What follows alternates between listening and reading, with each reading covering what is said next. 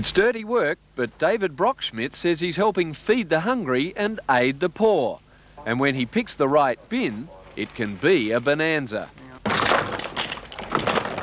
David Brockschmidt is Adelaide's Waste Not, Want Not crusader. During the last 3 years, David Brockschmidt and Norman Barber have been rummaging through supermarket dustbins. Whittlesea program reporting on David Brockschmidt, who claimed supermarkets were wasting huge amounts of food. Seems to be that we can't use it, you can't have it sort of attitude. And I can see that all these big companies run the policy by their American mother companies, and their attitude is, what we don't need, you should not have.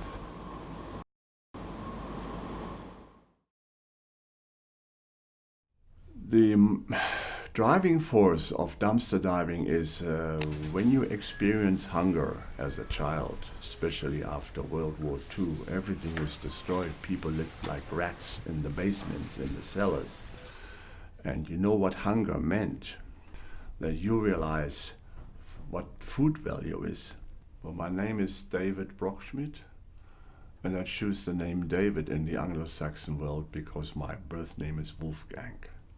And the reason I'm not using to be Wolfgang anymore is because every time people call me Wolfgang, they call me Wolfie, and I don't like that, and I have to tell the life story of Mozart or of Goethe. I've been dumpster diving in Australia for approximately 35 years, nearly 15 years in Germany, in Berlin, the town I come from. If there's a public access, as far as I know, and as far as the law of trespassing goes, there is no legal problem of stealing from bins or trespass. The food I find goes to different charities in town, and they will then decide what they can distribute to needy people. They come and pick it up. Some of them are intellectually and physically handicapped. They have to be looked after in their homes. So it has to be, deliveries have to be made to them. And it also goes to women's shelters and men's shelters and charities in general. And some of the goods where they can think, because they're past the use-by date, which is another subject, it all will be used in their kitchen. Before 1970, there were no use-by dates in Australia at all. But Mother Nature gave us a tongue to taste, a nose to smell, an eye to see, fingers to feel, and a brain to be used. So today, people are focused too much on use-by dates. They should use their brains and their instincts. Well, people will say, yeah, it's out of date. And I always say, yeah, so am I. But I'm still fit for human consumption. Ask my girlfriends. Normal perishables where you have so-called shrinkings, as they call it, in fruit and vegetables. And you really can't blame the shop owners for it, because the supermarket managers, they get caught out. And it has to be nice and presentable and have to have full shelves. But you also have slightly damaged goods. I mean, they do have little shelves in some supermarket where they say reduce to clear, which is good. But in my own experiences, it is kind of a window dressing exercise, because the amount which goes into the bins through the back door is about 4 to 5 times as much than what they're trying to sell in the stores. And the reducing of the prices is really not that much. You could say we can have it for half or less. Now, sometimes it's only 10 or 20%, and people say, past the date, it's a bit damaged, doesn't look, or shop soiled or whatever. So I'd rather pay 20 cents more and get a fresh product. I'm Alistair Schiller, and I'm the Managing Director of Udunda Farmers, which has 17 Foodland supermarkets throughout country South Australia. Food waste we call shrinkage, and we have a markdown system to reduce the amount that we have to throw out. They tend to be the perishable items, so fruit and veg is probably a major one. Things like bread, meat, and I guess some of the shorter dated products, perhaps like chips or biscuits or things like that. You've got an obligation to not sell anything that's not of consumable quality to customers, something that was spoiled or had gone mouldy or something like that. So About 20 years ago, we used to donate quite a lot of food to the Salvation Army.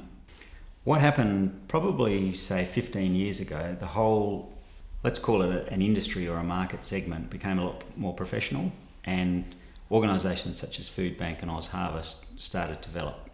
What we're finding now is that the charities don't really want any food from us. What they prefer to get, they either prefer to get donations or vouchers.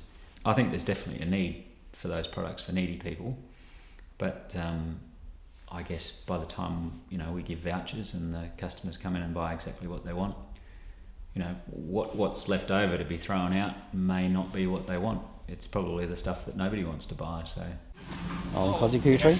I'm an employee for Uganda Farmers, and I look after the fresh produce department and the buying side as well. Our process basically begins from our warehouse in the market, where we buy, so it's paddock to plate with Uganda Farmers. Growers come into our premises and we purchase directly off growers. There's a rotation process that we have in place. A product that comes in on a Monday, if there's stock left over on the Wednesday, that gets rotated, which obviously gets brought to the front. Fresh produce comes in from growers and that gets placed to the back. So we're always ensuring that whatever stock that we have in on hold goes out first. We like to buy as we need, and we encourage our stores to do the same. It's the consumer that basically dictates how we buy. If they're buying in that 2-day to 3-day period, well, we're purchasing or repurchasing in that period as well. We have in our produce market a stall called Foodbank, and we want certain sizes, certain blushes or blooms with apples, and if they don't meet those standards, they get knocked out. So when they get knocked out, then they go to Foodbank, which is a charity organisation for the needy.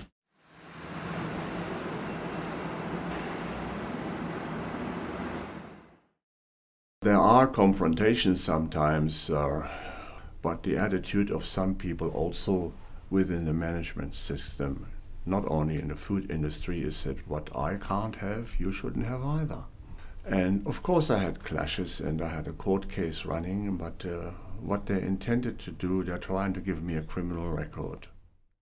Supermarket waste is a big problem worldwide, but to make this public, which I've done the last 30 years, and I think other people done that too, change their attitude, or the politicians change their attitude, and the business community, and that's why we have a food bank, for example, in Adelaide, and Second Harvest and other organizations doing a good work. Optimism is good, but we should not pretend that we live in La La Land. We should have a realistic approach and trying to solve the problems in a constructive way, not in a destructive way. So the idea now is to also the homeless I trained come when the night shift is grown, before the waste trucks arrive in the early morning, and don't make a mess and don't make any noise, and take what you want, what you can handle. Also look after the people who cannot look after themselves anymore, whatever the reason is, and leave it at that. And don't aggravate anybody, because it will only backfire. You have to reach the people and come up with solutions which creates win-win situation. We all have to work together to solve the problems for the present, but also for the future.